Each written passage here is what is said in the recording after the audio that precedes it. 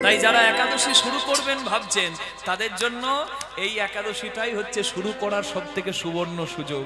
তার জন্য বললাম উত্থান একাদশীতে অনেকে শুরু করেছেন, যারা করতে পারেননি যে কোনো কারণেই হোক একাদশী করবে। তালো জঙ্ঘা নামে অসুরের ছেলের নাম হলো মূঢ়।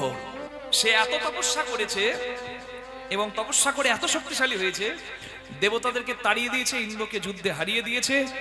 চন্দ্র সূর্য বরুণ পবন হোতাশন স্বর্গমর্ত জুড়িয়া ত্রিভুবন সর্বত্র তার রাজ।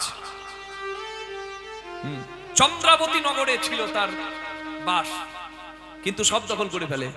দেবতারা শিবের কাছে গিয়ে প্রার্থনা করে রক্ষা করুন, শিব বলে পালনকর্তা বিষ্ণুর কাছে যাও। ভগবান বিষ্ণুর কাছে গিয়ে প্রার্থনা জানাই, শ্রী বিষ্ণু ওই মূঢ় অসুরের সঙ্গে 1000 বছর যুদ্ধ করেন। কেউ বলে 1000, কেউ বলে 10,000, দ্বন্দ্বে যাব না। বহু বছর যুদ্ধ হলো।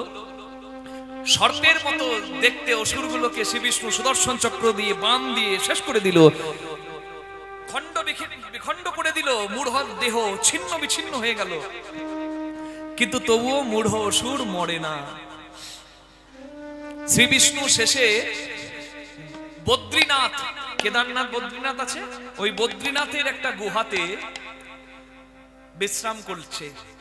ঠিক সেই সময় মূঢ় সুযোগের সদ্ব্যবহার করতে ওই গুহার ভেতরে শ্রী বিষ্ণুকে অনুসরণ করে ঢুকে ভাবছে এই ঘুমন্ত বিষ্ণুকে আমি মারব। কিন্তু কে জানে তার লীলা। হরি বল। ভগবান শয়নে থাকলে কি হবে, যখন তার মনে এইরকম ভাবনা জেগেছে, ভগবানের দেহ থেকে তেজ বের হলো, আর সেই তেজে দীপ্তিময়ী একটি দেবী ওই মূঢ় অসুরকে বিনাশ করলো। ভগবান স্বয়ং থেকে যখন জাগলেন, দেখলেন একজন দেবী হাত জোড় করে আছে দাঁড়িয়ে, আর মূঢ় অসুর তার সামনে বিনাশ হয়ে আছে পড়ে। বলে, দেবী তুমি কে? বলে, প্রভু সবই তো আপনার জানা, আমার জন্ম সে তো আপনারই কৃপা। ভগবান আশীর্বাদ করলেন দেবীকে, বলে তোমার নাম একাদশী হবে। তিথি একাদশী তিথিতে তোমার জন্ম হয়েছে, একাদশতম তিথিতে, তার মানে একাদশী তোমার নাম হবে।